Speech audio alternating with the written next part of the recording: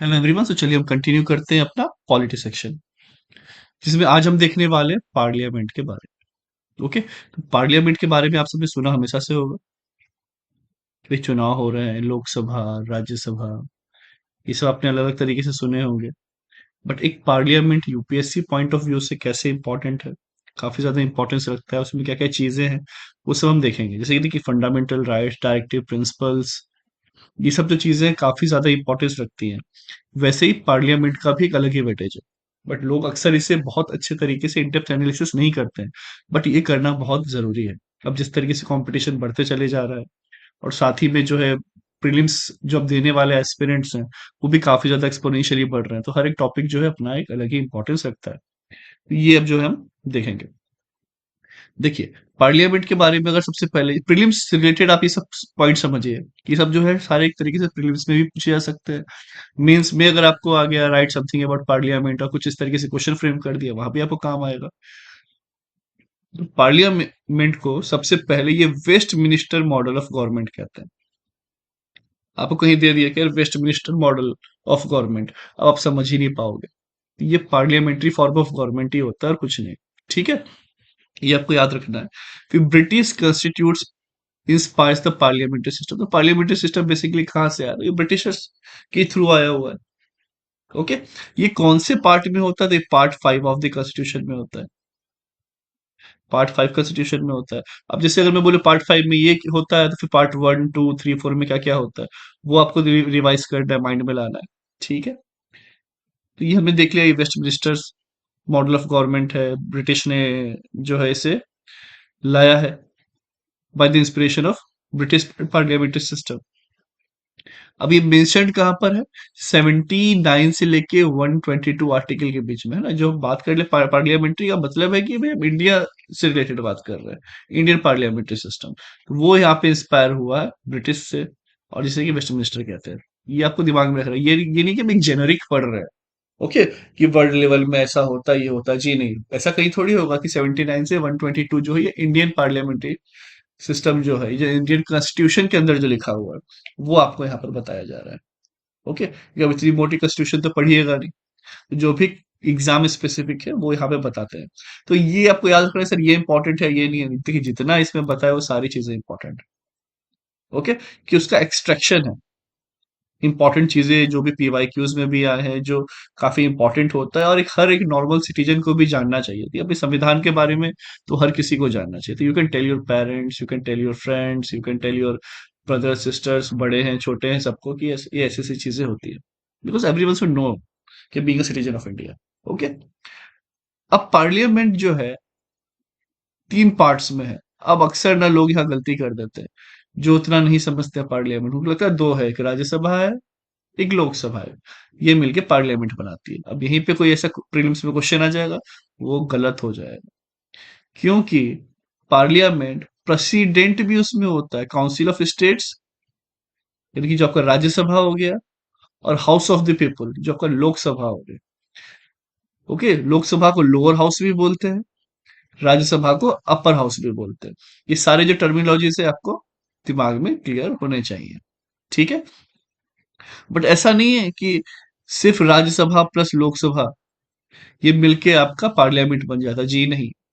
उसके साथ वो प्रेसिडेंट, ऑल्दो ये भी अब इसमें कैच है कि जो प्रेसिडेंट होते हैं ना, वो मेंबर ऑफ पार्लियामेंट नहीं होते, not a member of parliament, पर president is the part of parliament. समझ रहे? President is the part of parliament, और वो does not sit in any of the parliament और अटेंड इट्स मीटिंग। ये अपने राष्ट्रपति भवन में आप जैसे देखिए कि अपने राष्ट्रपति भवन में रहते हैं। ठीक है, ये चीज क्लियर होनी चाहिए कि 3 पार्ट से पार्लियामेंट बनता है। प्राइम मिनिस्टर नहीं है इसमें, लगेगा कि प्राइम मिनिस्टर सबसे ज्यादा पावरफुल है, ये है तो वो होते होंगे, जी नहीं। प्रेसिडेंट है, काउंसिल ऑफ स्टेट्स है, और हाउस ऑफ द पीपल है। मीन्स प्रेसिडेंट, राज्यसभा, लोकसभा, आप अपर हाउस लोअर हाउस का है, तीनों मिलके बनाते हैं। अगेन प्रीलिम्स के लिए वेरी इंपॉर्टेंट हो जाता है, आपको इंटरव्यू में भी अगर आपका प्रेजेंस ऑफ माइंड चेक करने के लिए काफी इंपॉर्टेंट हो जाता है। अब कंपोजिशन क्या क्या है राज्यसभा का? राज्यसभा क्या हो गया आपका? Council of states. तो इसकी मैक्सिमम स्ट्रेंथ कितनी है? ये फिक्स है 250 अभी, 250 होनी चाहिए मैक्सिमम। ओके, जिसमें कि 238 जो है रिप्रेजेंटेटिव्स, कहाँ से आते हैं? स्टेट से आते हैं और यूनियन टेरिटरीज से आते हैं, जो कि इनडायरेक्टली ही इलेक्ट होते हैं। ठीक है, वो कैसे इलेक्ट होते हैं नहीं होते वो बाद में आएगा। लेकिन ये जो है आपको याद रखना है, 250 फिक्स है, 238 जो है स्टेट और यूनियन टेरिटरी जितनी हमारे इंडिया में है, हमारे भारत में है, वहां से आती है। और 12 are nominated by the president, और जो 12 ऐसे है जो कि प्रेसिडेंट नॉमिनेट करते हैं कि यार इनको होना चाहिए। ठीक है, 12th जो है ये प्रेसिडेंट करते हैं, तो उनके पास भी स्पेशल पावर होती है। अब वो हो सकता है वो देखे कि नहीं अच्छा ये साइंस में बहुत अच्छे हैं, एक इनको ले लेते हैं, ये आर्ट्स में बहुत अच्छे हैं, ये कल्चरल एक्टिविटी में बहुत अच्छे हैं, तो ऐसे ऐसे करके वो अपने हिसाब से कुछ सेगमेंट्स में से वो खुद चूज कर सकते हैं। ठीक है, चलिए। अब जो है fourth schedule of the constitution deals with the allocation of seats in Rajya Sabha.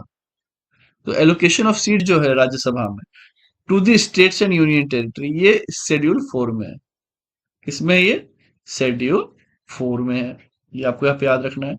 Representatives of states in the Rajya Sabha are elected by the elected member of state legislative assemblies. तो जो रिप्रेजेंटेटिव्स होते हैं स्टेट्स के इन द राज्यसभा, वो कहां से इलेक्ट होते हैं? Elected by the member of state legislative assembly. अब देखिए क्या होता है, आप पीएम मोदी को देखें हमारे, तो वो किस में है अभी? लोकसभा से चुन के आए हैं वाराणसी। तो अब ये मानिए कि पीएम है, तो वो कहां पर होंगे? वो लोकसभा में होंगे। वो कहां पे होंगे? लोकसभा में होंगे। क्लियर? इसके बाद राज्यसभा हुआ, जहां पर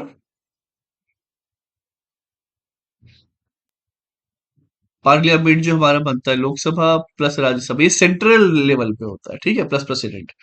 अब अगर मेरे को स्टेट लेवल पे, तो स्टेट पे क्या होगा? State legislative assembly. State legislative assembly, ये वर्ड्स वगैरह जो आ रहे हैं आपके, स्टेट लेजिस्लेटिव असेंबली, ये वहां पे। अब अगर उस स्टेट का लेजिस्लेटिव काउंसिल भी हो सकता है, जरूरी नहीं है कि सारे स्टेट का हो। तो ये भी है कि क्या all legislative assembly have legislative council? जी नहीं, अगर ऐसा कुछ स्टेटमेंट बना दे, ऐसा कुछ नहीं है। ओके, बट उसका वाइस वर्सा बोल दे कि अच्छा all legislative council have legislative assembly, तो आपको देखना पड़ेगा, लगेगा हाँ यस ये ट्रू है। ओके, तो ये यहाँ पर जो रिप्रेजेंटेटिव ऑफ स्टेट है, वो कहां से इलेक्ट होके आए? स्टेट लेजिस्लेटिव असेंबली से। Representatives of each union territory in the Rajya Sabha are indirectly elected by members of an electoral college specially constituted for the purpose. तो ये इलेक्टोरल कॉलेज जो होते हैं ना, इलेक्टोरल कॉलेज में जैसे कि ग्रेजुएट्स हो गए, हम सब जो कॉलेज में पढ़ रहे हैं, वो प्रोफेसर्स हो गए, म्युनिसिपैलिटीज हो गई, अलग अलग जो है लेवल पे ये लोग, उनको एक वेटेज दिया गया है। उसके अकॉर्डिंग क्या होता है, आपका राज्यसभा के मेंबर चुने जाते हैं। देखिए, लोकसभा में तो आपको सिंपल पता है कि आप जाओगे वोट डालोगे किसी एक पार्टी का, आपने बीजेपी का डाला, तो वो वहां पर जाके उन्हें वोट मिल जाएगा, पीएम जैसे कि अभी मोदी बन के। आपने कांग्रेस को डाला तो मनमोहन सिंह बन के आया। ओके, मतलब वो ज्यादा, उसमें भी अलग अलग तरीके होते हैं, प्रोपोर्शनल, और बहुत अलग अलग तरीके की पैटर्न्स होते हैं कि भाई किस तरीके से सरकार बनेगी। Again that is a different thing. लेकिन वहां पे बहुत क्लियर होता है कि वोट जो है आप और हम सब डाल रहे हैं, उसी से पीएम सीएम सब चुने जा रहे हैं। लेकिन ये जो है राज्यसभा या काउंसिल ऑफ स्टेट्स, ये इनडायरेक्ट वे में होता है, क्योंकि बार बार चुनाव कराने में खर्चा भी बहुत होगा, इसके लिए भी करो उसके लिए भी करो। तो अब इनका ये बोला जाता है कि देखिए, एक तो जो हम स्टेट लेजिस्लेटिव असेंबली या फिर लोकसभा, उसमें जो चुन के आए हैं, वो कहाँ से चुन के आए हैं? By the people. हमने वोट किया है, तो ये एक तो ये सब भी मेजर मिलके वोट कर सकते हैं कि काउंसिल ऑफ स्टेट में कौन होगा। इसके बाद जो है कुछ कॉलेज के स्टूडेंट्स और जो कुछ और लोग हैं, वो मिलके सिलेक्ट कर सकते हैं, तो इनडायरेक्ट वे में। वरना पूरे से फिर से 100 करोड़ लोगों से फिर से वोटिंग करवाना तो फिजिबल नहीं होगा। बहुत ज्यादा आप समझ सकते हैं प्रॉब्लम क्या क्या आती है इसमें। तो इसीलिए यहाँ पर ये वे लाया गया है, शुरू से इस तरीके से रखा गया है कि जो भी यहाँ पर होंगे इनडायरेक्ट होंगे। ठीक है, इनफैक्ट प्रेसिडेंट के केस में भी यही होता है, डायरेक्ट इलेक्शन नहीं होता, इनडायरेक्ट इलेक्शन होता है। तो जब हम पढ़ेंगे प्रॉपरली प्रेसिडेंट के बारे में, तो वहां पे हम ये चीजें भी देखेंगे। जिसे आपको बता ही दिया मैंने कि 12 मेंबर करते हैं art, literature, science, social service, ये सबके बेस पे, कि उन्हें अगर स्पेशल नॉलेज हो या फिर कुछ स्पेशल एक्सपीरियंस हो, प्रैक्टिस किया हुआ हो किसी किसी भी फील्ड में, तो वो वहां पर ये कर सकते हैं।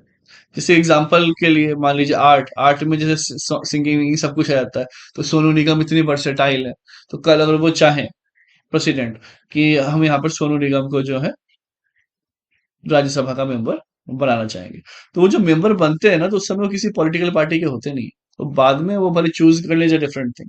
ठीक है, तो ये जो है आपका, इस तरीके से प्रेसिडेंट चूज कर सकता है, जैसे मैंने आपको एग्जांपल दिया है। अब composition of the Lok Sabha, Lok Sabha जैसे इधर क्या 230 है, 38 है, ठीक है, या 238 है, जिसमें कि 12 और ये जोड़ेंगे तो 250 हो जाएगा। यहाँ पर जो है 552 है। ओके, 552 है, जिसमें कि 530 members are to be the representative of states, ये स्टेट्स के रिप्रेजेंटेटिव होने चाहिए। और 20 जो है member are to be representative of union territories, वो यूनियन टेरिटरी के होने चाहिए। तो इस तरीके से देख लिया। और दो जो है प्रेसिडेंट के द्वारा एंग्लो इंडियन होने चाहिए, तो ये एक्चुअली में अब हट चुका है। ये जो है अभी अमेंडमेंट एक्ट आया जब एससी रिजर्वेशन को 10 साल के लिए एक्सटेंड किया गया। ठीक है, उसको जो 10 साल के लिए भी एक्सटेंड किया गया, उस समय ये नॉमिनेटेड मेंबर्स वाला जो ये दो सीट है उसको हटाया गया है। ठीक है, उसको जो है यहाँ पे हटाया गया है, तो यहाँ पे आप नोट डाउन कर ली। ठीक है, कि ये जो है अब पहले ऐसा था, अब ऐसा नहीं है। क्लियर, पहले ऐसा था, अब ऐसा नहीं है।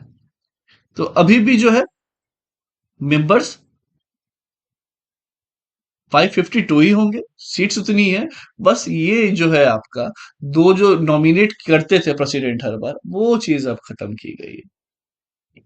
ओके, एक बार आप इसे गूगल आउट भी करें, ताकि आपको भी उसके बारे में और इंफॉर्मेशन मिले। ये काफी इंपॉर्टेंस ये सब चीजें रखती हैं। The people from the territorial constituencies in the state directly elect the representative of states in Lok Sabha. वही का द पीपल, जो हम जो वोट करते हैं, वो सीधे हम क्या करते हैं हमारे टेरिटरी में कि ये मेंबर ऑफ पार्लियामेंट बन के आएगा, या फिर कोई और मेंबर ऑफ पार्लियामेंट बन के आएगा। लेकिन जब स्टेट की बात आती है तो मेंबर ऑफ पार्लियामेंट नहीं कहा जाता, वहां पे कहा जाता है मेंबर ऑफ लेजिस्लेटिव असेंबली। ठीक है, तो ये जो छोटे छोटे डिफरेंसेस है एकदम क्लियर होने चाहिए। Of the constitutes empowers the parliament to prescribe the procedure for choosing the representatives of union territories in the Lok Sabha. तो ये कॉन्स्टिट्यूशन ने इंपावर किया हुआ है पार्लियामेंट को, ओके, कि to prescribe the procedure for choosing representative of union territories, कि union territory से कैसे रिप्रेजेंटेटिव चूज करें, तो ये एम्पावर पार्लियामेंट को ही किया हुआ है। क्लियर, तो president can nominate two members from Anglo-Indian community if the community is not adequately represented in the Lok Sabha. तो पहले ऐसा था कि अगर लोकसभा में ये ना हो, मतलब कम्युनिटी एकदम से जीरो हो, एक भी सीट नहीं आ रही है इनकी, तो यहां पर ऐसे इस तरीके से जो है इन्हें सीट दी जाएगी। क्लियर, तो ये जो है आपका पॉइंट कि दो एंग्लो इंडियन मेंबर होंगे, ये हर बार 10-10 साल तक, जैसे SC ST एक्ट है ना, वैसे ही हर 10 साल के लिए एक्सटेंड हो जाता था। लेकिन जो हमारा 104th कॉन्स्टिट्यूशनल अमेंडमेंट एक्ट आया, उसमें जो ये चीजें हैं, इसे एबॉलिश कर दिया गया। कहा गया कि एंग्लो इंडियन का मतलब ये है कि जो अंग्रेज भी थे, इंडियन भी थे, कुछ इस तरीके से इनकी शादी हो गई या फिर वो वैसे एंग्लो इंडियन कहलाते थे। ठीक है, तो ये लोग जो हैं इन्हें पहले सीट दी गई थी कि 2 सीट कम से कम इनका रिप्रेजेंटेशन भी कुछ होना चाहिए। बट बाद में फिर अब अभी जो गवर्नमेंट ने 2020 में इसे हटा दिया। क्लियर, 2020 में से हटा दिया। फिर कोर्ट के पास भी जाया गया, तो फिर कोर्ट ने भी कहा कि नहीं, ये सब रिजर्वेशन लाइफ लॉन्ग के लिए नहीं है कि हमेशा एक्सटेंड होते चले जाएंगे। और वैसे भी अभी जो है ये 10 साल के लिए एक्सटेंड होता है। ओके, तो आपको दिमाग में रखना है कि जैसे कि 2030 तक के लिए अब एक्सटेंड हो गया है कि अभी SC ST रिजर्वेशन जो है वो रहेगा। तो अभी इस बीच में कोई गवर्नमेंट या कुछ वजह से नहीं हटाया जा सकता, फिर 2030 में सोचा जाएगा, तो ऐसे चलता है। तो कोर्ट ने भी कहा कि नहीं, अब जो एंग्लो इंडियंस है मोस्टली शहर में रहते हैं और वो हमारे पॉपुलेशन से एकदम मिक्सअप हो चुके हैं, जिसके कारण उन्हें अब कोई ऐसी दिक्कत नहीं है, तो ये डेफिनेटली हटाया जा सकता है। बट अभी भी जो एस सी एस टी है वो अभी कहीं ना कहीं सोशली बैकवर्डनेस या फिर एक सोशल स्टिग्मा अभी भी कहीं ना कहीं कुछ ना कुछ लेवल पे है, तो इसलिए इसे एक्सटेंड किया जा रहा है। तो हो सकता है 10 साल 20 साल 30 साल 40 साल 50 साल और किया जाए, फिर एक टाइम के बाद आके बोले कि अब जरूरत नहीं है, अब इसे हटा सकते हैं। ठीक है, तो ये यहाँ पर चीजें होती हैं। ये आपको याद रखना है वैसे ही। फिर 104th कॉन्स्टिट्यूशनल अमेंडमेंट एक्ट क्या है? ओके, अब जैसे ही मैंने कहा, अच्छा अब बताइए आपके दिमाग में 101st क्या है? तो ये सब चीजें याद रहनी चाहिए दिमाग में कि अच्छा वो जीएसटी से रिलेटेड था। 100th क्या था? तो वो आपका जो हमने इनक्लेव दिया है, किसको दिया है? बांग्लादेश को, बांग्लादेश से खुद लिया है, उसका अमेंडमेंट एक्ट था। फिर 99 क्या था? तो एनजेएसी था। ओके, तो एनजेएसी को क्या किया गवर्नमेंट ऑफ इंडिया ने, सॉरी आपका गवर्नमेंट ऑफ इंडिया ने पास किया था, लेकिन सुप्रीम कोर्ट ने उसे नल एंड वॉइड कर दिया, जबकि कॉन्स्टिट्यूशनल अमेंडमेंट एक्ट था। उनने कहा कि नहीं, हमारा बेसिक स्ट्रक्चर जो है उसके अगेंस्ट है, तो ये नल एंड वॉइड हो जाएगा। ओके, तो ये चाहे तो सुप्रीम कोर्ट सीधे वो कोई भी डिसीजन को, कॉन्स्टिट्यूशन अमेंडमेंट एक्ट को नल एंड वॉइड कर सकती है। ठीक है, तो ये पावर भी है अगर वो basic structure of the constitution को हैम्पर कर रहा है तो। ठीक है, ऐसे याद रखना है। फिर 103rd क्या है? अच्छा, ओबीसी को भी कॉन्स्टिट्यूशनल ये दे दिया गया कि आप भी, अब आपके भी ये रहेंगे, पिलर रहेंगे, आपका भी कॉन्स्टिट्यूशन रह रहा है, जैसे एस सी एस टी का हुआ करता है। तो ये सब जो चीजें हैं आपको वैसे याद रखना है। ठीक है, system of election in the Lok Sabha, territorial constituencies. To hold direct election to the Lok Sabha, each state is divided into territorial constituencies. तो यहां पर जो है टेरिटोरियल कंस्टिट्यूएंसी में to hold direct election to the Lok Sabha, अगर डायरेक्ट इलेक्शन होगा लोकसभा में, each state is divided into territorial constituency. ये चीज दी है। अच्छा, ये पिछले साल की प्रीलिम्स का क्वेश्चन है। बताइए, आपको लग रहा होगा अरे सर ऐसे है, ये सब थोड़ी पूछेगा, यही तो आ जाता है। पिछले साल का प्रीलिम्स का क्वेश्चन था। उनका कहना था कि अभी तक डीलिमिटेशन कमीशन कितने बार आई है।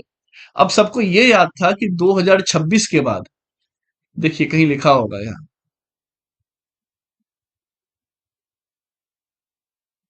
खैर होगा यहाँ पे कहीं आगे देखेंगे, तो ये 2026 के बाद जो है अगला डीलिमिटेशन कमीशन आएगा। ये लगभग जो है यहाँ पर जो भी एस्पिरेंट्स थे सबने याद रखा हुआ था कि हाँ इतना आएगा। बट उनने क्या पूछ लिया कि डीलिमिटेशन कमीशन एक्ट आया कितने बाद? ये था एक बार 1952 में आया, 62 में आया, 72 में आया, और फिर सीधे 2002 में आ गया। इतना गैप था। तो 4 बार आ चुका है, 5वीं बार आएगा 26 में। तो आप ये समझ सकते हैं, ऐसे में हो जाती है गलती या फिर नेगेटिव मार्किंग। तो ये काफी ज्यादा पेनफुल हो जाता है कि इतनी मेहनत के बाद भी चीजें नहीं होती। इसी साल मतलब प्रीवियस ईयर्स का ही क्वेश्चन है। ओके, तो प्रीवियस देखिएगा, बहुत सारे क्वेश्चन जो है 1-2 साल में ही आए हुए हैं, सब कुछ हमने यहाँ पर इंक्लूड किया हुआ है अच्छे तरीके से। तो ये जो है यहाँ पर कितने बार आया ये क्वेश्चन। बाकी parliament is empowered to determine the authority and how it is to be made. तो ये पार्लियामेंट के हाथ में है कि भाई कैसे होगा, क्या होगा, क्योंकि ये इतना ज्यादा के बाद अब इतने 2002 में क्यों लाया गया, अब 26 में क्यों लाया जा रहा है, ये सब पार्लियामेंट के हाथ में है। अब क्या हुआ कि हर 10-10 साल पे तो ला रहे थे। अब जब 42nd अमेंडमेंट एक्ट हुआ 1976 में, उसने क्या किया, फ्रोज कर दिया एलोकेशन ऑफ सीट इन लोकसभा, कि अब अभी कोई और नया एलोकेशन नहीं होगा सीट में लोकसभा के, to the states and the, Lok Sabha भी और स्टेट में भी, ठीक है, स्टेट असेंबली में भी, and division of each state into territorial constituency till 2000। तो सन 2000 तक जो 1971 का लेवल चल रहा है ना, वही चलता रहेगा। समझे बात को?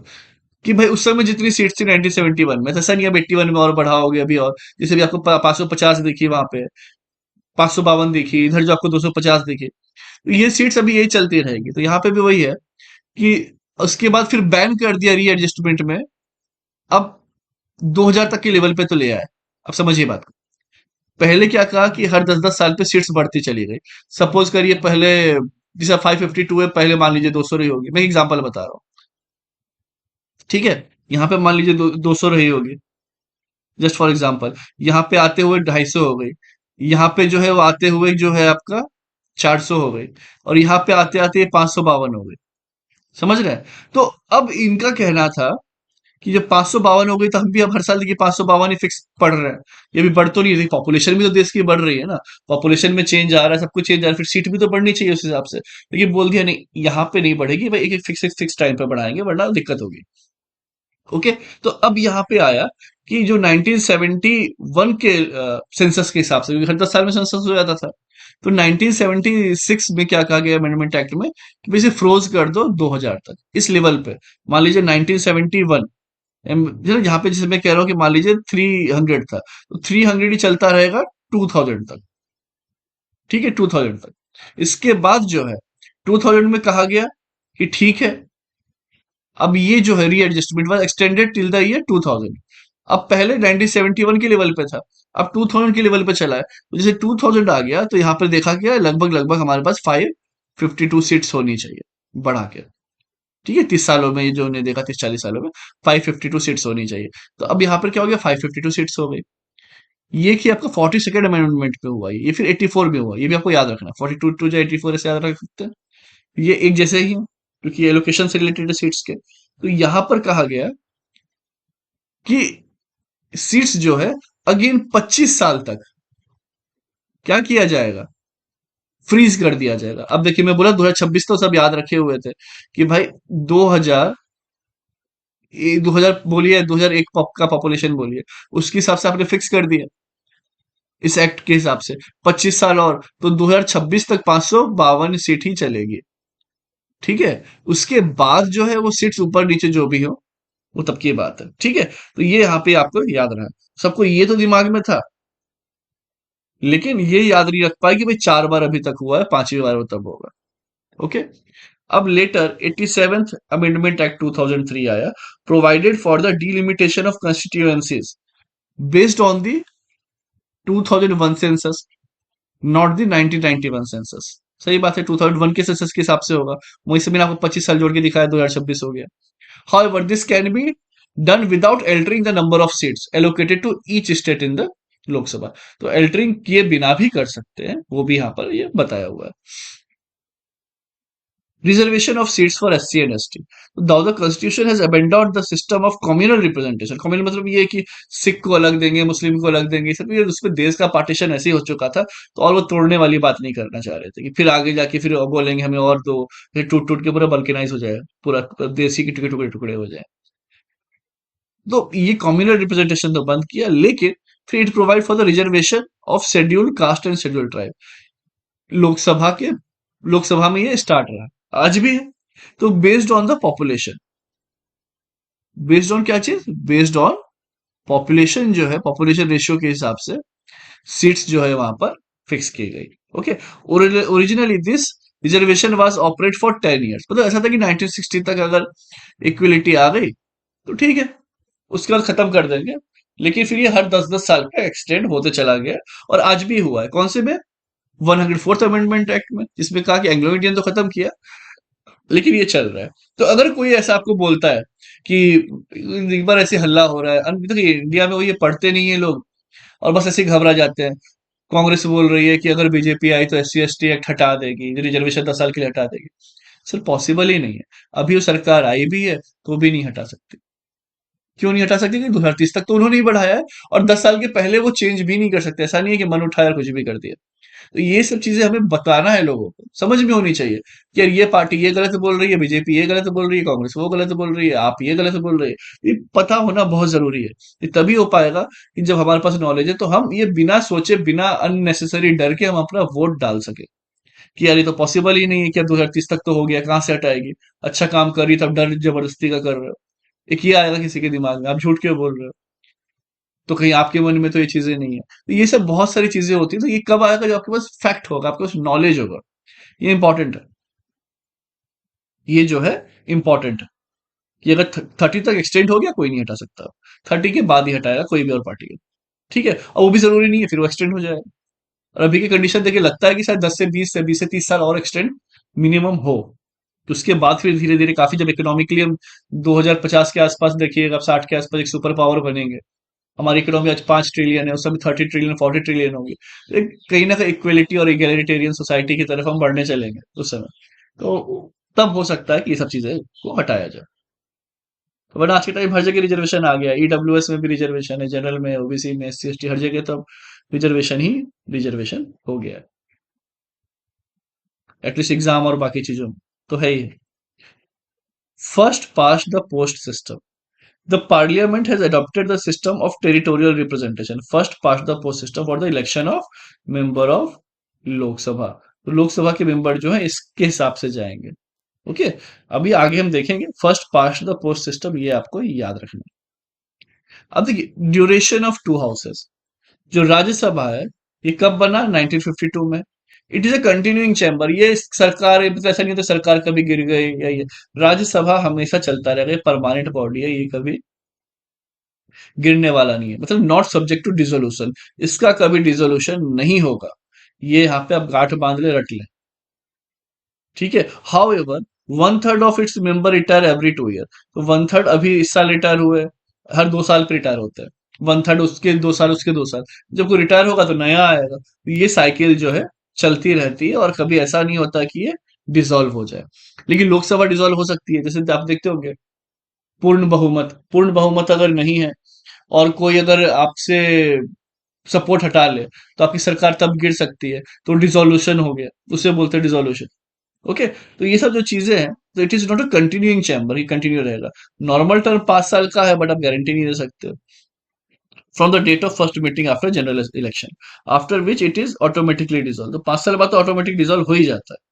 However, the president is authorized to dissolve the Lok Sabha at any time before the completion of 5 years. तो कौन है ऑथराइज्ड?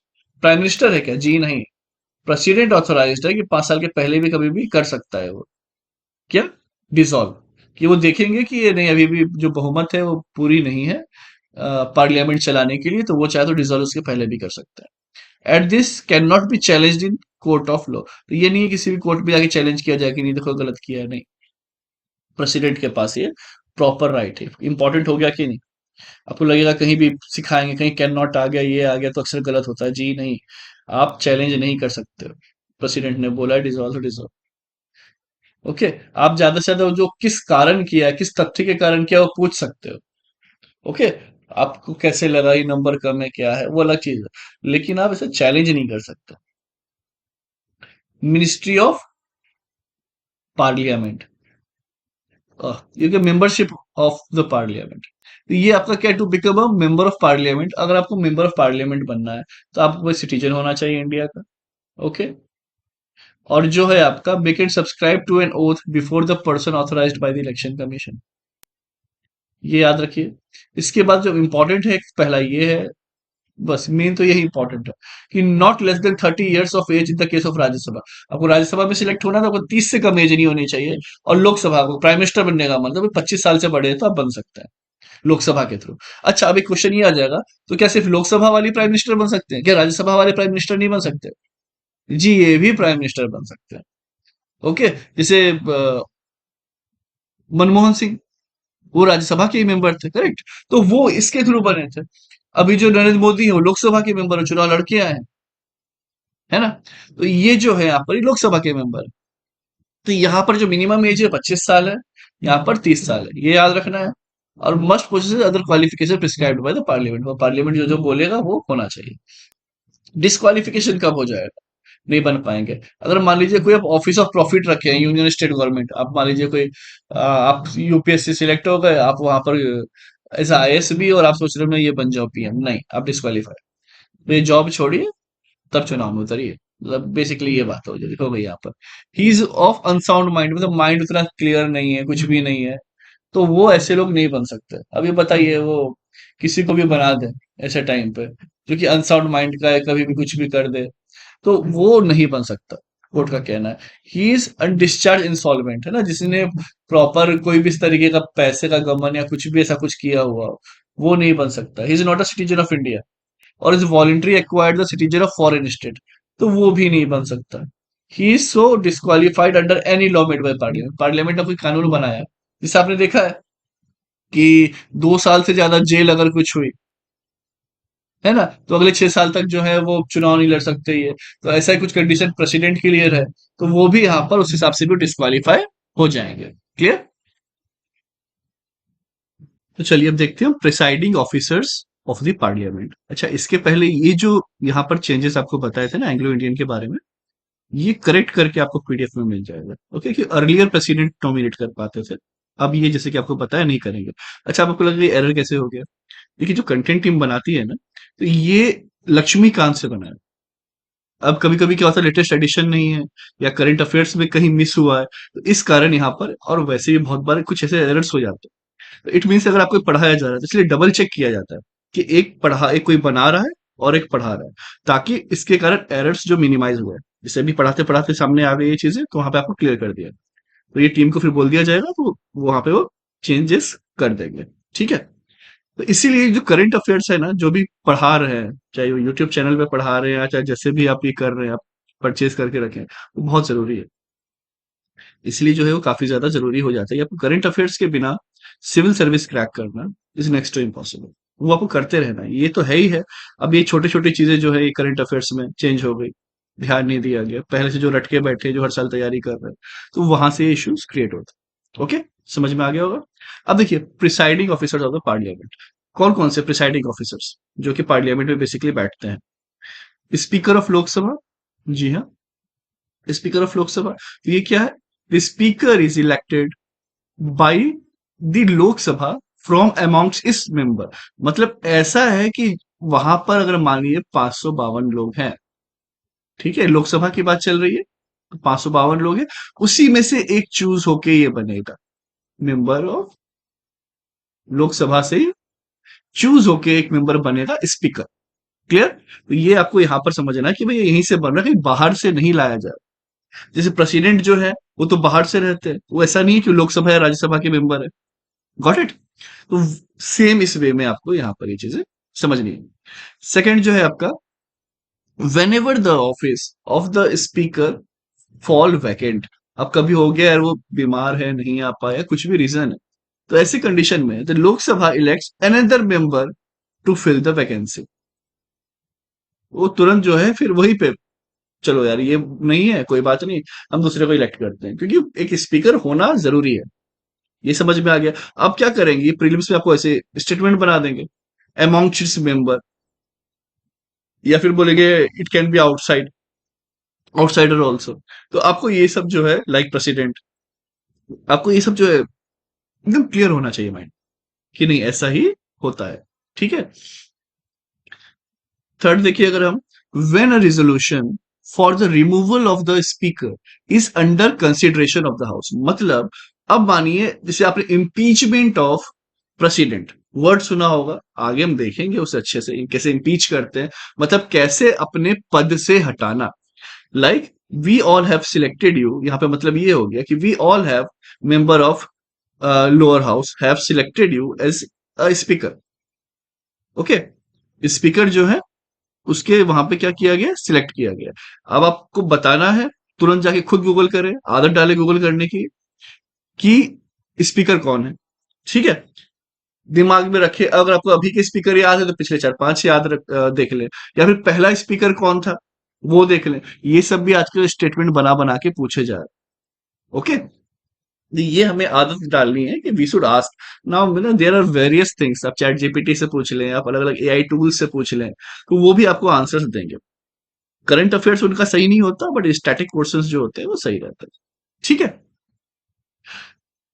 तो यहां पर हो गया कि अगर उसे कंसीडर किया जा रहा है कि भाई चुना तो हमने ही था, तो एकदम से कैसे हटा दे, तो हटाने का भी कुछ प्रोसेस होगा। तो ये हो गया कि ही can not preside at the sitting of the house. अगर हम रिमूवल स्पीकर का कंसिडरेशन में किए हुए हैं, एक रिजोल्यूशन पास हो रहा है कि रिमूव करना है स्पीकर को, तो भाई उस समय he can not preside at the sitting of the house, though he may be present, present रहे बट वो हाउस में नहीं रहेंगे। However he can speak and take part in the proceeding of the house at such time and vote for instance, though not in case of an equality of votes. अब मतलब बात ऐसी है कि अगर आपको हटाना है, आपको अगर किसी को हटाना है, तो ऑब्वियस सी बात है, पहले उनमें इंटरनल बातें होंगी कि यार इसको हटाने का हम सोच रहे हैं, तो क्या किया जाए नहीं किया जाए। तो उस सिटिंग में जो है, उस समय वो प्रिसाइड नहीं कर सकते।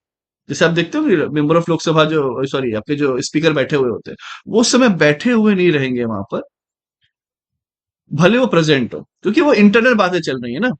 अब जैसे कि मानिए कि I have to rate you, आपको रेट करना है कि आप कैसा कर रहे हैं नहीं कर रहे हैं, तो उसके लिए पर एक इंटरनल डिस्कशन होगा, हम इंटरनल टीम जो है हमारी डिस्कस करेगी, नहीं भाई ये बंदा इतना फ्रिक्वेंट है, कंसिस्टेंट है, हार्ड वर्किंग है, इतने मार्क्स आ रहे हैं, ये आ रहे हैं, तो वी विल से कि हाँ ये फ्यूचर में सही है। या फिर अदरवाइज बोल देना चाहिए कि अभी आपको अगर आपका अभी फैमिली के लिए बाकी कोई और जॉब देखो, आप ये कोचिंग के लुक पे मत फंसो, आप एक जॉब देखो। तो ये इस तरीके से जो आपको गाइड किया जाएगा। तो इसका यहाँ पे ये चीज समझ में आ रही है कि उस समय ऑब्वियसली बात है, जब कोई सोचेगा आपके बारे में, जज समझिए, तो वो क्या करेगा, उस समय तो आपको इंक्लूड नहीं करना चाहेगा डेफिनेटली। उसके बाद जो जजमेंट आ गया कि नहीं अगर आपको हटाना ही है, तो फिर आप वहां पे बैठे बात करें, आप जजमेंट सुनिए, भाई मेरे साथ ऐसा क्यों हो रहा है, नहीं हो रहा है। हम पूछते हैं ना अक्सर कि अगर हमारे सर इंटरव्यू में नहीं हुआ तो सर क्या क्या कमियां रह गई थी, प्लीज बता दो, अगर आप हटा रहे हो। क्योंकि these people are the selector only. ये जो 552 लोग हैं, इन्हीं में से तो किसी एक ने, सबने मिलकर सिलेक्ट किया है। तो यही समझ लीजिए कि भाई इन सबका इंटरव्यू है। ये इंटरव्यू के थ्रू जो है इंटरनली इन्होंने एक बंदे को यहाँ पे सिलेक्ट किया। ठीक है। अब जब उन्हें हटाना है, तो हटाते समय जब वो उसकी बातें होंगी तब वो वहां पर नहीं होंगे। लेकिन जब वो प्रोसीडिंग स्टार्ट कर दी कि नहीं अब हमें लग रहा है इसे हटाना चाहिए एंड ऑल, उस टाइम पे वो आ सकते हैं और चाह के अपना वोट भी डाल सकते हैं कि यार मुझे नहीं लग रहा कि आप मेरे पक्ष में हो या चीजें सही है, यानी तब वो वहां पे वोट भी कर सकते हैं। ठीक है।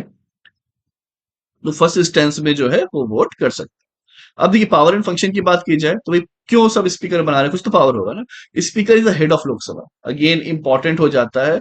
लोग प्राइम मिनिस्टर से कंफ्यूज मार देते हैं, स्पीकर है head of Lok Sabha, prime minister नहीं। ठीक है। He is the guardian of power and privileges of the members. तो ये गार्जियन है of the power and privileges to the member, कि मेंबर को क्या क्या प्रिविलेज होंगे, उसके लिए गार्जियन की तरह है। जैसे मानिए कि आप अपने घर में हैं, है ना, आपके मम्मी पापा वो गार्जियन है आपके। अब वो कह रहे हैं कि आपका प्रिविलेज है कि ठीक है आप जाओ, आपका ये है कि भाई शॉपिंग आप देख लोगे, घर का खाना आप देख लोगे, ठीक है, क्लीनिनेस आप देख लोगे, अर्निंग इतना जो है आप करोगे। और फिर आपका भी प्रिविलेज है कि आप इतना अर्न कर रहे हो तो you can go for movie, but आपको नाइट में आ जाना है, इससे ज्यादा ये नहीं। एक पावर दे के रखी हुई है ना, राइट्स कहिए पावर कहिए, तो ये देके रखा हुआ है। लेकिन उसको वहां पे पेरेंट्स है, तो यहाँ पर देखिए सारे के सारे मेंबर आ गए हैं अगर सिलेक्ट होके, तो सब तो मेंबर ऑफ पार्लियामेंट ही थे। तो अब ऐसे में कोई गार्जियन नहीं होगा तो सब भटक जाएंगे ना, कोई इस डायरेक्शन में चल रहा है, कोई उसमें चल रहा है। तो इसलिए यहाँ पर स्पीकर एक गार्जियन की तरह भी होता है। अगेन ये प्राइम मिनिस्टर नहीं होता, ऐसे कोटेशन दे देंगे prime minister is the like guardian of the power and privileges of the member, लगेगा हाँ यार प्राइम मिनिस्टर ही होगा शायद, उसी को तो मिलजुल के बनाते ना। पावर किसका है ये, लोकसभा के स्पीकर का। ठीक है, प्रिसाइडिंग ऑफिसर का। उसी को प्रिसाइडिंग ऑफिसर भी कहते हैं स्पीकर को। ठीक है। The speaker of the Lok Sabha derives his power and duties from the Constitution of India। Obviously Constitution of India में लिखा हुआ है, वहीं से पावर लेता है। ये कोई एक्ट या कोई ऐसा अलग से नहीं बनाया हुआ है अमेंड करके, पहले से ही जो है ये कॉन्स्टिट्यूशन में लिखा हुआ है, कॉन्स्टिट्यूशन की बुक में लिखा हुआ है। Rules of procedure and conduct of business of Lok Sabha, ये सब जी उसमें लिखा हुआ है। पार्लियामेंट्री कन्वेंशन, सब कुछ जो है लिखा हुआ है। इसके थ्रू भी ये अपना पावर लेता है। एक तो संविधान में जो लिखा है उसके थ्रू पावर मिल जाता है। एक रूल्स एंड प्रोसीजर बुक, क्योंकि अब इस संविधान में कितना लिखेगा सबके बारे में, एक लिमिट तक है। तो उसके बाद बाकी और कैसे प्रोसीडिंग होनी चाहिए, क्या क्या होनी चाहिए, वो उसके लिए rules and proceeding, business of Lok Sabha, ये यहां से पावर ले लेता है। पार्लियामेंट्री अलग अलग कन्वेंशन होते हैं, उससे पावर लेता है। तो इसे मिलजुल के जो है ये काम इस तरीके से करता है। ठीक है। स्पीकर कहाँ कहाँ से लेगा अपने पावर्स, तो यहाँ पे कुछ तो संविधान ने दिया है, फिर अलग से का रूल्स बना दिए गए हैं, कुछ कन्वेंशन है पार्लियामेंट के, यहाँ से लेता है। तो आपको ये याद रखना है। अब देखिए, he maintains order and decorum in the house for conducting its business and regulating its proceeding. तो ये मेंटेन ऑर्डर एंड डेकोरम आप बहुत बार देखते होंगे, बोलते हैं ना वहाँ पे जब प्रोसीडिंग चलती रहती है कि भाई कोई आके, राहुल गांधी है या बाकी मोदी जी है और कोई और सुन ही नहीं रहे, सब हल्ला चोट करे, तो बोलते हैं ना order, order maintain the decorum of the house. तो वो कौन करता है, अगेन वो करता है स्पीकर ऑफ लोकसभा। ठीक है। अब यहाँ पे ऐसे क्वेश्चन पूछ सकता है कि अच्छा स्पीकर ऑफ लोकसभा जो है, अभी तक जितने भी स्पीकर आए उसमें दो से ज्यादा वुमेन थी, तो क्या ये स्टेटमेंट सही है या गलत है। तो ये सब जो है आपको इस तरीके से काफी इंपॉर्टेंट हो जाता है, वो याद रखना। ओके, अगर कहीं पर सिर्फ एक या दो ही फीमेल आई हैं तो उनका नाम आपको पता होना चाहिए। ये सब मैं इसलिए बोल रहा हूँ कि आप सब खुद जाए गूगल करें, वरना सेशन जो है बहुत लंबा हो जाएगा। ओके। ठीक है। क्योंकि जो लक्ष्मीकांत में लिखा है या फिर जो स्टैंडर्ड बुक्स में लिखा है वो तो आपको बता ही रहा हूँ, बट इसके अलावा जो बाकी स्टूडेंट का लैक कर देते हैं, लगता है हमने तो सर 10 बार चाट ली है किताब। उठते भी यही लेके, सोते भी यही लेके, हम नया भी लेके बैठे हुए हैं। क्या कहते हैं, पीडीएफ, इसके जो नए वर्जन है अपग्रेडेड, फिर भी नहीं हो पा रहा है, क्यों? ये सब चीजें हैं। आप खुद से सवाल नहीं पूछते कि क्या क्या और पूछा जा सकता है, ठीक है? तो आप इसमें कन्फाइंड हो जाते हैं। और जैसे आप एक नॉलेज में कन्फाइंड होंगे, भाई यूपीएससी तो अनप्रिडिक्टेबल सर्विस कमीशन है, आप प्रिडिक्ट नहीं कर सकते। तो ये सब आपको जो है खुद गूगल करते हुए, आप अलग अलग एआई टूल यूज करिए, सब करिए, बिल्कुल करिए, ठीक है? तो वहां से आपको करना है। करंट अफेयर्स पढ़ना बहुत इंपॉर्टेंट अगेन। अब ऑर्डर एंड डेकोरम यही करते हैं। फिर ही एडजस्ट द हाउस और suspending the meeting in absence of quorum. अब कोरम क्या होता है? कोरम का मतलब है मिनिमम इतने लोग पहुंचे होने चाहिए, तभी प्रोसीडिंग होगी, तभी बैठक होगी। समझ रहे हैं आप? तभी जो बैठक होगी। अब मान लीजिए कंबाइंड फैमिली रहती है, एग्जांपल देता हूँ मैं, एक कंबाइंड फैमिली रहती है, उसमें जो है 25 लोग हैं।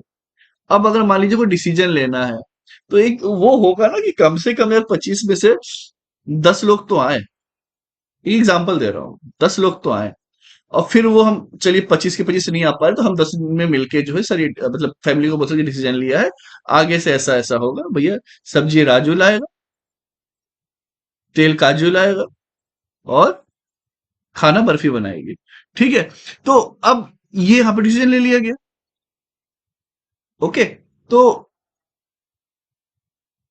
यहाँ पे आपको ये समझ में आ गया कि भाई एक डिसीजन होना चाहिए ना, कुछ मिनिमम। तो यहाँ पे वो कोरम कहा गया है उसे। तो अगर वो कोरम का एब्सेंस है, उतने मिनिमम लोग नहीं आए हैं, तो उस मीटिंग को, हाउस को सस्पेंड किया जाएगा, उसे एडजॉर्न कर दिया गया है। अभी अब अगले मीटिंग में मिलेंगे, लोग ही नहीं आए। जैसे आज 10 भी नहीं आए, तो चलो अब अगली बार कल शाम के खाने पे मिलते हैं। काइंड ऑफ समझ रहे हैं बात को आप? तो ये रहता है यहाँ पर। अब देखिए कोरम क्या है, नहीं है, कितना मिनिमम होता है, ये 1/10 होता है जनरली, जितने भी हाउस है उसका 1/10, है ना? जैसे 552 है, तो भाई कम से कम 55-56 लोग मिनिमम मिनिमम ऐसे आने चाहिए। बट वो कोरम अलग अलग है, अलग अलग फैक्टर्स है, अलग चीजें हैं। तो वो जो भी आगे होगा ना, वो आपको बताया जाएगा, ठीक है? वो सब आपको बताया जाएगा, लेकिन मिनिमम कोरम होगा, ये दिमाग में रखना है।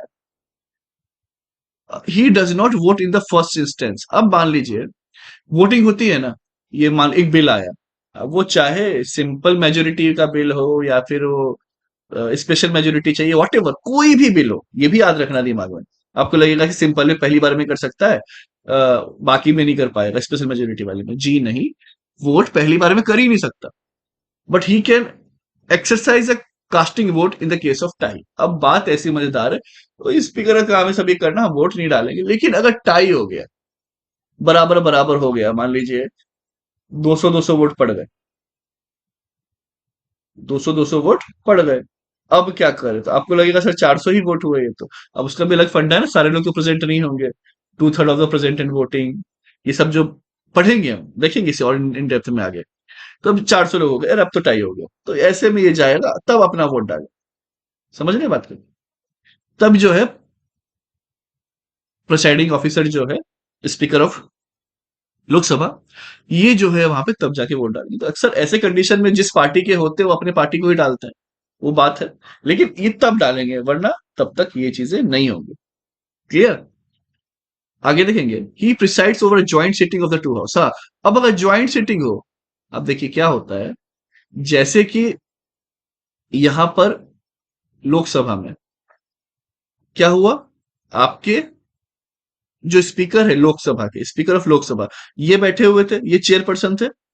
ओके, अब जब दोनों राज्यसभा प्लस लोकसभा, जब ज्वाइंट सिटिंग हो जाए, कोई भी बिल पास नहीं हो रहा है उसके लिए ज्वाइंट सिटिंग हो जाए, तो ऐसे में कौन बैठेगा? क्योंकि भाई राज्यसभा में भी तो वहां का चेयरमैन बैठता है। समझ रहे हैं? तो बट ऐसे कंडीशन में लोकसभा का ही स्पीकर उसे हेड करेगा। बन गया प्रीलिम्स का बहुत शानदार क्वेश्चन, बहुत बार पूछा गया है, ठीक है? तो he presides over joint sitting of the house of the parliament.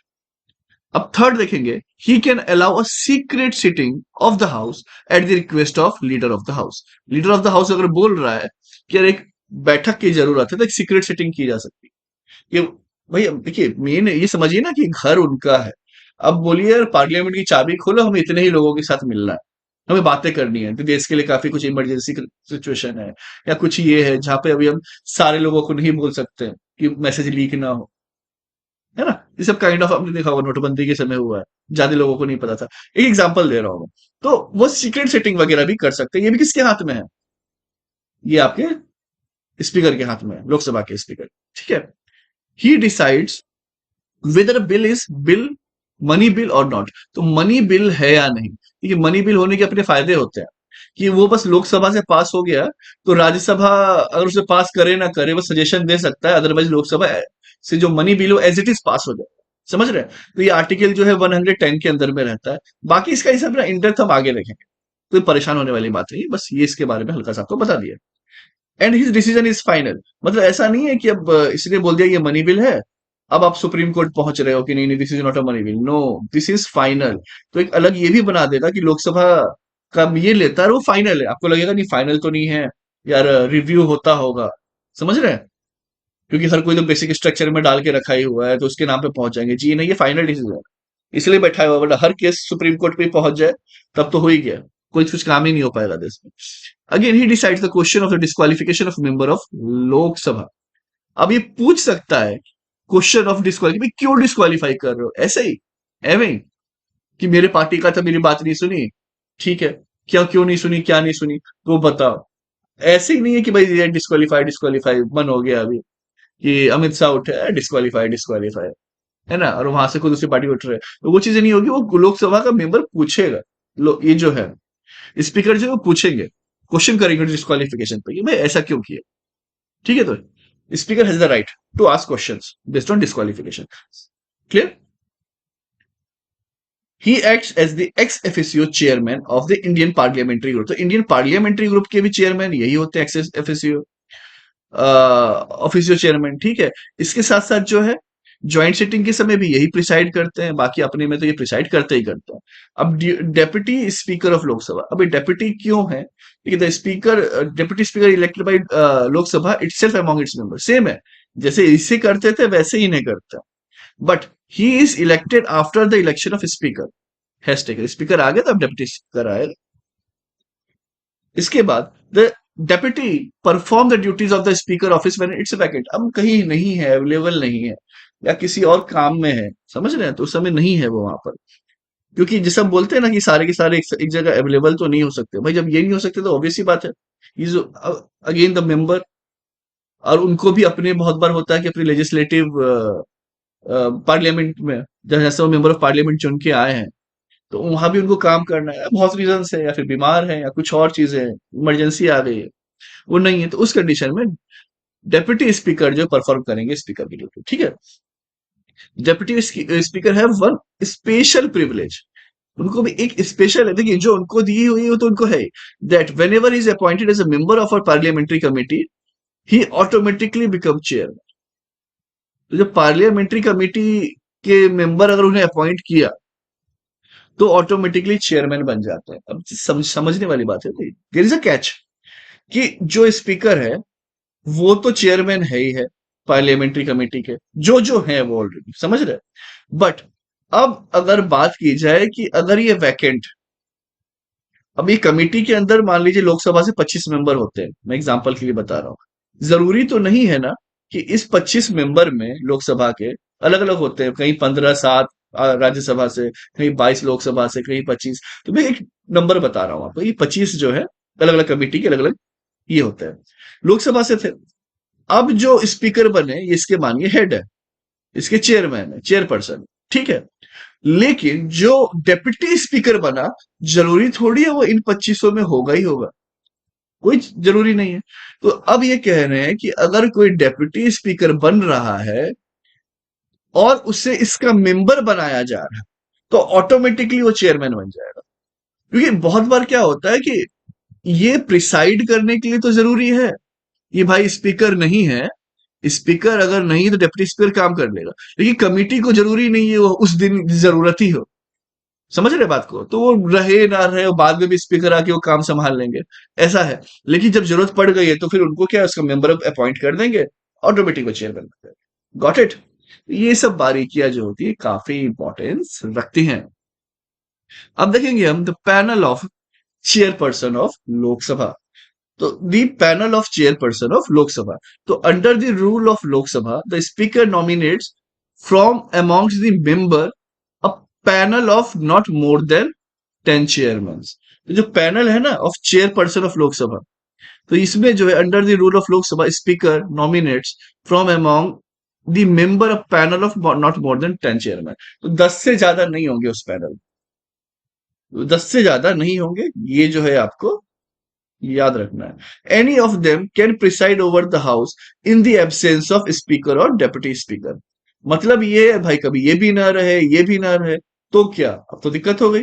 तो पैनल होगा चेयरपर्सन ऑफ लोकसभा का, उसमें से फिर, समझ रहे बात को, कोई भी बन जाएगा, कोई भी बन जाएगा, ठीक है, उस टाइम के लिए संभालने के लिए। तो 10 से ज्यादा नहीं हो सकते। कभी कभी एक दो ही रखते होंगे कि यार कोई ना कोई तो रहेगा ही, लेकिन फिर भी बैकअप में एक दो रख लेते हैं, बट अब मैक्सिमम 10 तक रख सकते हैं। ये भी नहीं रहा, वो भी नहीं रहा, वो भी नहीं रहा, वो भी नहीं रहा, तो है ना।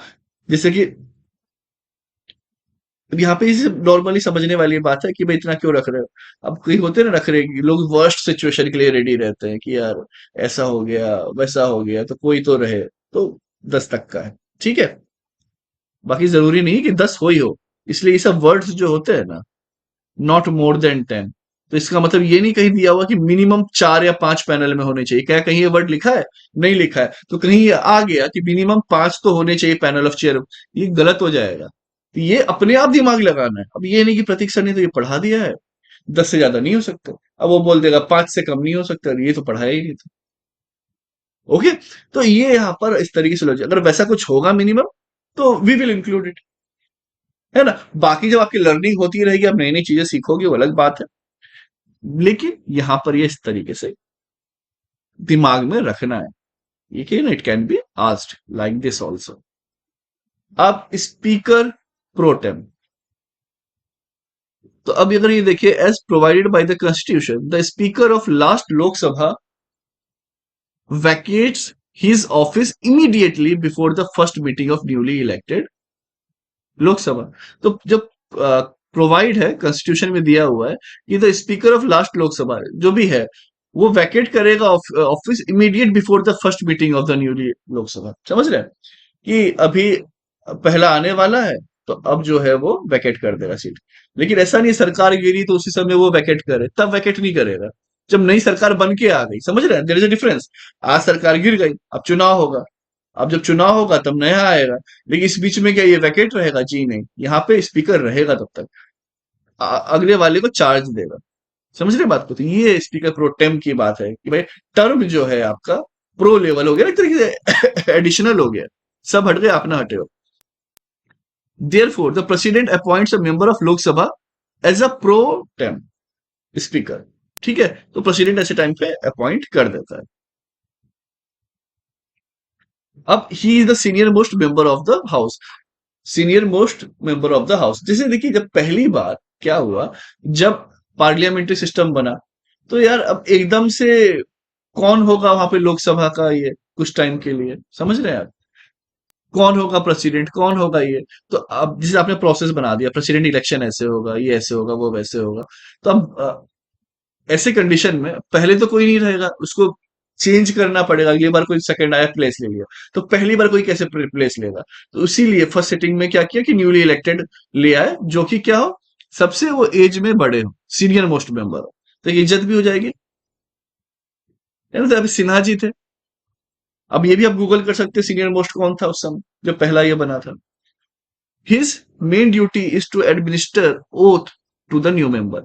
जो नए मेंबर है उन्हें अपना वचन वचन ओथ दिलवा दे कि भाई we being a member of parliament and all, तो we will do our this things, तो ओथ शपथ वो ले, इसके लिए मेन काम है, ठीक है। कोई तो हो ना जो ये सब करवाए। When the new speaker is elected by the house the office of the speaker pro tem ceases to exist, मतलब तब वो खत्म हो जाएगा, थोड़े टाइम के लिए रहेंगे। ओके, थोड़े टाइम के लिए ही रहेंगे। इसे समझिए, आई थिंक लास्ट मैच था क्रिकेट का, उस समय महेंद्र सिंह धोनी ने कुछ टाइम के लिए कैप्टनशिप जो है सौरव गांगुली को दे दी थी। अब मैच खत्म हुआ, वो अपने आप जो है उनका कैप्टनशिप तो थी नहीं, वो हट गए क्योंकि वो तो उनका रिटायरमेंट था। तो ये आपको इस तरीके से आपको ये समझना है। और फिर वापस धोनी आ गए, तो वही है कि भाई आप कुछ टाइम के लिए थे, धोनी समझ लीजिए, समझ लीजिए समय के सौरव गांगुली प्रोटम वाले हैं, और जैसे वो उनका इनिंग खत्म, वो उनका ये भी खत्म हो जाएगा, नया वाला जो है फिर से ले लेगा स्पीकर की जगह। ठीक है। अब चेयरमैन ऑफ राज्यसभा, अब हम लोकसभा की तो बात कर लिया, अच्छा हम लोकसभा में ये भी देख लिया कि अगर चेयरमैन ऑफ आपका राज्यसभा है, स्टिल जब भी लोकसभा प्लस राज्यसभा, अगेन मैं रिपीट कर दे रहा हूं, लोकसभा प्लस राज्यसभा की बैठक एक साथ हो रही है, ज्वाइंट सिटिंग है, तो ऐसे कंडीशन में चेयरमैन ऑफ राज्यसभा नहीं ये हेड करेगा, लोकसभा ही जो है इसे हेड करेगा पूरा। ये समझ रहे, जैसे 552 प्लस 250, ये प्लस हो गया ना, तो भाई वो 700 800 जो भी काउंट हो रहा है, तो ये आपका इस समय कौन होंगे चेयरमैन, लोकसभा के होंगे। ठीक है। बट जब राज्यसभा में के अंदर जब चल रही है चीजें, तो presiding officer of Rajya Sabha is known as the chairman. तो जो राज्यसभा की जो प्रिसाइडिंग ऑफिसर है उसे चेयरमैन कहा जाता है। और vice president of India ji जो है वो ex officio chairman of the Rajya Sabha है। मतलब कि वाइस प्रेसिडेंट ऑफ इंडिया, देखिए प्रेसिडेंट होते हैं एक होते हैं वाइस प्रेसिडेंट, तो जो वाइस प्रेसिडेंट ऑफ इंडिया है वही ex of officio chairman of Rajya Sabha है। अगर आपको ये पता हो कि चेयरमैन कौन है राज्यसभा के, तो वही जो है वो वाइस प्रेसिडेंट ऑफ इंडिया भी है। समझे बात को, तो ये कितना इंपॉर्टेंट हो जाता है। बहुत लोग जो है इनिशियली में आएंगे, सब छोटी छोटी चीजें लगेगा यार ये बहुत इंपॉर्टेंट था, ये सब पढ़ने का फायदा हो गया कि, और रिवीजन भी इंपॉर्टेंट है, पढ़ लिए फिर भूल जाइएगा काम नहीं चलेगा, तो ये लगेगा हाँ रिफ्रेश हो गया मेरे माइंड में, चीजें आ गई हैं, I have to note it down और वॉट एवर। ठीक है, तो अपने नोट्स बनाना तो ऑलवेज बर्थ होता है। अब देखिए, the chairman of Rajya Sabha can be remove from office only if he remove from the office of vice president. मतलब इसे एज अ वाइस प्रेसिडेंट आप हटाइएगा, तभी चेयरमैन ऑफ राज्यसभा से वो हट सकता है। समझ रहे हैं, तो ये काफी यहाँ पर इंपॉर्टेंट हो जाता है। इसके बाद देखेंगे as a presiding officer, the power and function of the chairman in the Rajya Sabha are similar to those of speaker in Lok Sabha. Same है, पावर वावर सब कुछ सेम है, बस जब ज्वाइंट में आता है तो लोकसभा वाले को हम ज्यादा ये देते हैं, क्योंकि उनके पास मेंबर्स ज्यादा है, ज्यादा लोग लेके आ रहे हैं, तो भाई आपके ही स्पीकर की ज्यादा वैल्यू होगी हमारे चेयरमैन से। ओके, तो chairman is not a member of the house. सही बात है, ये मेंबर तो नहीं होते ना। अब ये यहाँ पे एक मजेदार क्वेश्चन आ गया कि स्पीकर ऑफ लोकसभा जो है वो तो वोट कर देता टाई के समय, लेकिन क्या ये कर पाएंगे? जी नहीं, ये नहीं कर सकते। क्यों? क्योंकि मेंबर ही नहीं है, तो president vice president and can not vote in the first instance but can vote in case of equality of votes. लेकिन ये इक्वलिटी ऑफ वोट्स के समय कर सकते, भले वाइस प्रेसिडेंट है। समझ रहे हैं बात को, तो ये कैच आ गया। वहां लगेगा वो तो वहीं से इलेक्टेड है तो कर पा रहा है, क्या ये कर पाएंगे? जी नहीं, ये कर तो नहीं पाएंगे, लेकिन ये इक्वल केस में इनको भी वो राइट दे दिया गया। समझ रहे हैं, तो ये इस तरीके से यहां पर आपको याद रखना है। अब देखिए, speaker and the chairman are charge with the consolidated fund of India. अब अलग अलग फंड होते हैं, कंटीजेंसी फंड होता है, कंसोलिडेटेड फंड होता है, ये सब भी हम देखेंगे, परेशान नहीं होना, आगे आएगा सब कुछ। ये सब मनी बिल के बारे में पढ़ेंगे, एनुअल फाइनेंशियल स्टेटमेंट के बारे में पढ़ेंगे, तब हम कंसोलिडेटेड फंड पढ़ेंगे, हम कंटीजेंसी फंड पढ़ेंगे, सब सब आएगा। तो लेकिन ये एक ऐसा फंड है जिसमें से सैलरी वगैरह जो है इनको दी जाती है। तो मतलब ऐसा नहीं है कि कुछ भी के कारण, चाहे सुप्रीम कोर्ट के जज हैं, जो भी इंपॉर्टेंट ऐसे ऐसे जो पद हैं, उनको कॉन्सोलिडेटेड फंड ऑफ इंडिया से उनको चार्ज किया जाता है, सैलरी दी जाती है, ये आपको याद रखना है। ओके, अब इसके बाद देखेंगे deputy chairman of Rajya Sabha. Deputy chairman of Rajya Sabha, ठीक है, ये elected by the Rajya Sabha itself. अब यहां इलेक्ट किए थे क्या चेयरमैन को? जी नहीं, वो तो प्रेसिडेंट को सीधे बना दिए थे। लेकिन लोकसभा में क्या किए थे हम? लोकसभा में हम प्रेसिडेंट को भी, सॉरी आपके लोकसभा के स्पीकर को भी हमने इलेक्ट किए थे, डेप्यूटी स्पीकर को भी इलेक्ट किए थे, मतलब लोकसभा के मेंबर्स। इसके बाद जो पैनल जो बनाए थे चेयरपर्सन को भी लोकसभा के मेंबर्स किए थे। लेकिन यहां पर एक डिफरेंस ये है कि आपका chairman, deputy chairman of Rajya Sabha को तो राज्यसभा के मेंबर खुद करते हैं इलेक्ट, लेकिन जो आपके जो चेयरमैन है उसे नहीं करते, क्योंकि वो वाइस प्रेसिडेंट ऑफ इंडिया, वो डायरेक्टली वो पोजीशन ले लेता है। ठीक है, तो ये समझना है, दिमाग में रखना है। सब प्रीलिम्स में इसी तरीके से कोट कर दिए जाते हैं, तो जहां पे गलतियां होती है, लेकिन पॉलिटी हाईली स्कोरिंग सब्जेक्ट। आप अगर किसी से भी पूछिएगा सब बोलेंगे प्रीलिम्स में खासतौर पे ये हाईली स्कोरिंग है। बट ये सब चीजें आप दिमाग में रखनी बहुत जरूरी हो गई है। पहले की तरह कुछ सेट क्वेश्चंस नहीं आते, हल्का हल्का कोशिश कर रहा है यूपीएससी भी कि थोड़े से इसमें भी ये रहे। ठीक है, तो लोड नहीं लेना है। लेकिन बस हमें चीजों को नोट डाउन करते हुए बार बार रिवीजन रिवीजन करते रहना है कि हाँ कोई भी है तो फटाक से हम मारे और आगे बढ़े। क्वेश्चन पढ़े, कोशिश करें कि पॉलिटी का क्वेश्चन 20 सेकंड में सॉल्व कर पा रहे हैं तो बाकी जो ज्योग्राफी और जो थोड़ा लॉजिकल आता है इकोनॉमिक्स, वो हम ज्यादा टाइम दे पाएंगे। अब देखते हैं इसके बाद, he also acts as the chairman when the latter is absent, again वही है, वही एब्सेंट रहे तो ये चेयरमैन बन जाएंगे। he is not subordinate to the chairman and directly responsible to the Rajya Sabha, मतलब ये नहीं है कि ये पावर उनकी आ जाएगी जैसे यहाँ पे लोकसभा में तो बोला ना डेप्यूटी के पास पावर आ जाती है। यहाँ कुछ नहीं है, सबऑर्डिनेट नहीं है चेयरमैन की कि उनके बराबरी में, क्योंकि देखिए उनको तो वाइस प्रेसिडेंट का पद दिया हुआ है ना, तो आप उसके बराबर नहीं है। बस हाँ सिर्फ आप रिस्पॉन्सिबल होंगे किसको, राज्यसभा। क्लियर, समझ में आया। अब सेक्रेटरी ऑफ पार्लियामेंट की बात की जाए तो each house of the parliament has separate secretarial staff of his own, खुद ये होते हैं, though there can be some post common to both the houses. तो यहां पर क्या है, सेपरेट सेक्रेटरियल स्टाफ्स होते हैं सेक्रेटरीट के ऑफ पार्लियामेंट के, ठीक है, जो कि कुछ पोस्ट होती है common to both the houses, है ना। जैसे मैंने आपको बीच में इधर बता रहा था कि 15 लोकसभा के मेंबर आ जाएंगे, 7 राज्यसभा के आ जाएंगे, ऐसे मिलके बना रहे हैं कुछ कॉमन पोस्ट के लिए, तो वो सब के लिए सेक्रेटरीट वगैरह रहता है। Their recruitment and service conditions are regulated by parliament, तो पार्लियामेंट ही इसे रेगुलेट करता है। Okay, secretariat of each house is headed by secretary general, तो सेक्रेटरी जनरल के द्वारा उसे हेड किया जाता है। He is a permanent officer and appointed by the presiding officer of the house, तो परमानेंट मेंबर होते हैं ये सब, और किसके द्वारा अपॉइंट किया जाता है, प्रिसाइडिंग ऑफिसर। जैसे यहाँ पर किसके द्वारा करेंगे, चेयरमैन, वहां किसी के द्वारा करेंगे, स्पीकर ऑफ लोकसभा। तो ये चीजें सेक्रेटरीट के बाद है।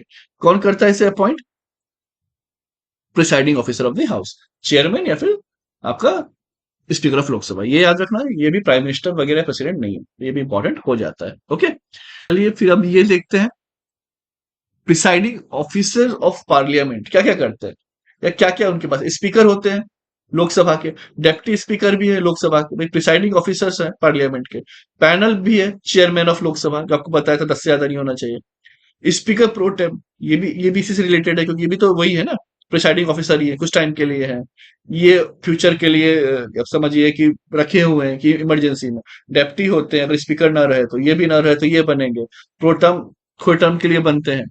इसके बाद चेयरपर्सन ऑफ राज्यसभा होते हैं, वो ना रहे तो डिप्टी चेयरपर्सन होंगे, वो भी ना रहे तो panel of vice chairperson of Rajya Sabha, जैसे इसका पैनल ऑफ लोकसभा सेम इनका रहेगा।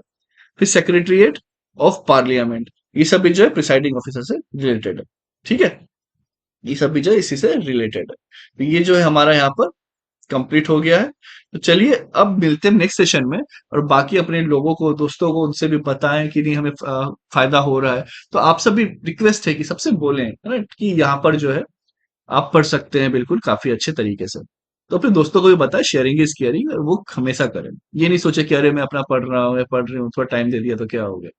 कि जितना ज्यादा आप चीजें आगे बढ़ेंगी तो उतने अच्छे से ना, और हम भी लोगों को और हायर कर पाएंगे, चीजों को और डिजिटल बोर्ड पे ले जा पाएंगे, और बहुत अच्छे वे में स्टडी होगी। तो वी वोंट वांट कि हम बहुत ज्यादा फीस बढ़ाएं, पर हाँ फी कम से कम रहे, लोग ज्यादा हो, तो वो उससे भी क्या होता है भाई, कैश इनफ्लो होगा, मनी मल्टीप्लायर इफेक्ट जो आपने पढ़ा है, तो वो होगा जो इकोनॉमिक टर्म है, जिसके कारण चीजें और आगे अच्छे से बढ़ती चली जाए। ठीक है, चलिए बाकी करंट अफेयर्स पढ़ें, खुद के नोट्स बनाएं, और जितना हो सके रिवीजन करते रहे। चलिए मिलते हैं फिर नेक्स्ट सेशन में, तब तक के लिए जय हिंद।